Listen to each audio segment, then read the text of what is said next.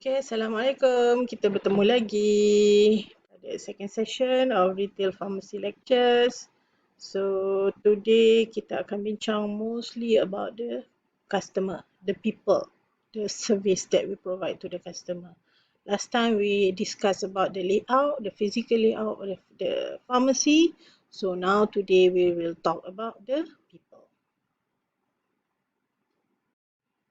Okay, so this is the learning outcome of this topic. Basically, you want to know what type of customer comes to retail pharmacy. How do you actually serve them? What is the communication skill? What is the interaction of with the customer? And what are apa, the standards that you need to know to actually influence the perception of the customer? So by definition, customer is somebody who receives goods, service, product or an idea. So in retail pharmacy, we have medicines, we have the products, and we have the service, the medication, consultation, advice, the service of checking, screening, tests, okay, checking blood glucose, checking blood pressure. That is the service that we have. So these people who receive our service, our goods, is our customer. So we have this lady as our customer. She came to the front of the pharmacy, and what would she see when she come to the door, to the entrance? Okay, the first thing she will see, the ambience, the environment of the pharmacy. Okay, how does it look? Is it very good, cheerier, okay, cerah, with a lot of lightings here? Okay, the color of the pharmacy, the design, and then the flooring maybe, so whether she likes it or not. And then she comes in, she will see the more of the product. Is it this is the right shop for her to come here, right? To buy her things, to buy what she needs. Do they have what she needs? Do she have what the choice that she wants? Okay, and then the third one, she will also see the people inside the shop. Okay, the staff, the pharmacist, the pharmacy assistant, or the cashiers, whether they are they have a good they portray a good image of the shop, right? Whether they have a good uniform, right? They have a smile on their face, right, greeting her. So these three things is what she will see when she comes into the retail pharmacy, and this will actually create the perception. Perception is something that we don't see things as they are, we see things as what we are. So when she sees all this based on her probably previous experience or previous knowledge about pharmacy, she will give this, whether it's a positive or negative image, negative perception of the retail pharmacy. So from this picture, you will see whether this person is facing in front or the side. So there will be two different perception. Okay, perception is a process of receiving information about and making sense of the world around us, involving how to decide which information to notice, how to categorize information, and then how to interpret it. Okay, so this perception is very important because when people judge from what they see, they give an impression, whether the impression is good or bad, whether the impression is positive or negative. So this is very important, especially for a retailers, right? So there are many factors influencing the perception, the perceivers, the characteristic of the perceived, the situational factor. So the perceivers is actually the personality of the perceivers. For this context is about the customer. So what the customer need, the experiences, the values, the attitude, the personality of the customer. And the characteristic of perceive is us, the nature of our business, the size, the appearance, the location of our business, and the situational factors, the physical setting, social setting, organizational setting, where actually creates the individual perception. So when a customer comes to your retail pharmacy, what are their expectations? What do they want? They would definitely want to buy medicine when they come to a retail pharmacy. Okay, so what would they expect from that? They would expect that they will have that medicine that they want.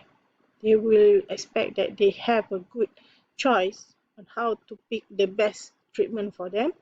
They would expect that they will meet somebody who is knowledgeable, who can answer all their questions, who can solve their problems, and they would expect they have a good product, quality product with good price. Okay, that is what you mean by expectation from a customer. But what would be your expectation when you see a customer enter a retail pharmacy?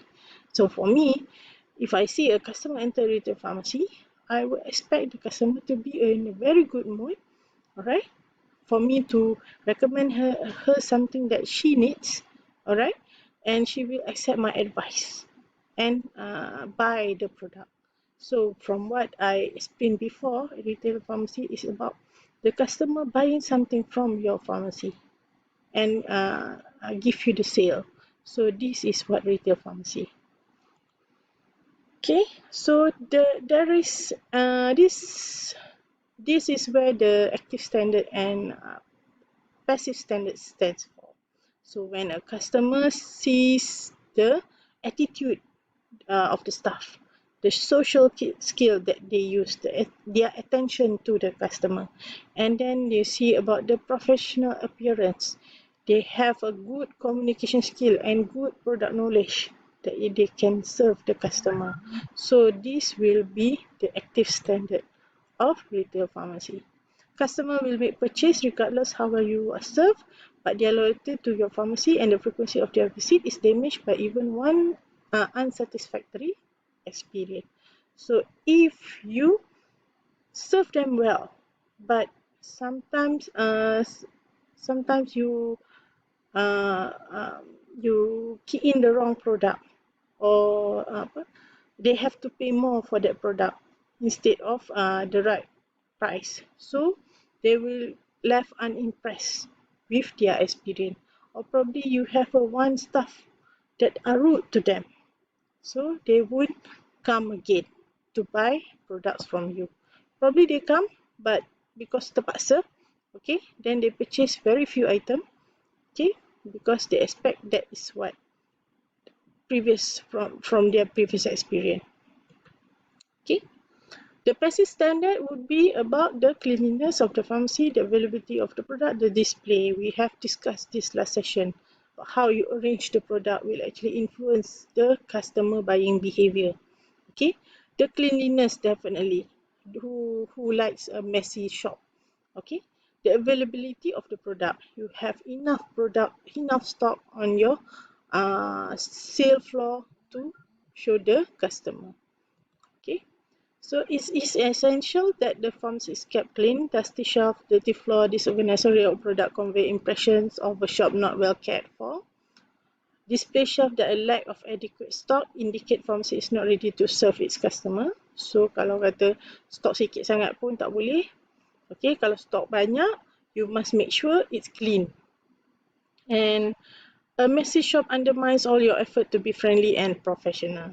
Yeah, nobody's like a messy shop. Susah nak jalan, sini ada barang, so you cannot move around, so you will feel trapped, lost dalam bila you datang ke kedai. Okay, there is no single right way to approach your customer. All kind of customer will visit your shop. Your shop then is unique and requiring different approach. So ada banyak jenis customer, so each of this customer ada special approach dia. So this goes to type of customers that may come to the retail pharmacy. So we have one guy here, name is Peter. Okay, so dia datang ke kedai and he said, okay, I'm interested with this product product Z. Okay, is there any brochure I can refer to? Or my friend asked me to get this product for my problem. Is it any good? So means here daripada this script, you know that this Peter has already a product in mind. Dia dah tahu, dia dah ada satu produk yang dia interested dan dia nak dapatkan information. Okay, so that is where we call him a potential customer. Okay, so if you serve him good, he might be your customer. He might buy that product Z. Okay, he might buy this product yang kawan dia suggest ni. Okay, so how do you deal with this customer, with Peter? So you must show him value. So nampak dia dah interested dengan this product, so you make sure you bagi tahu dia what are the benefit you can get from this product, and then you boleh tolong dia bagi tahu this is some of the page, the website or the brochure that you can refer. So this is the testimony from other customer. Alright, and make sure you reveal yourself. Make sure that if they have any problem with this product, they can ask for help. They can call your shop at any time to get info, to get advice, or to get help for the product. Okay, so this is how you deal with potential customer. Right? So the second type of customer is new customer. This customer name Naim, very smart guy. Okay, nampak executive, right? So he bought a machine for his mom, and dia datang ke pharmacy. Dia kata, saya beli tapi tak ada orang tunjukkan kat saya macam mana nak guna.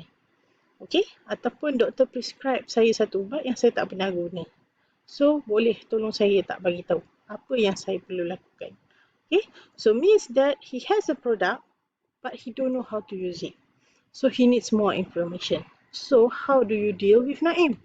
So you must make sure that you guide them to success. You give the information that they need. You make sure you can explain how the product works and how they can use the product well.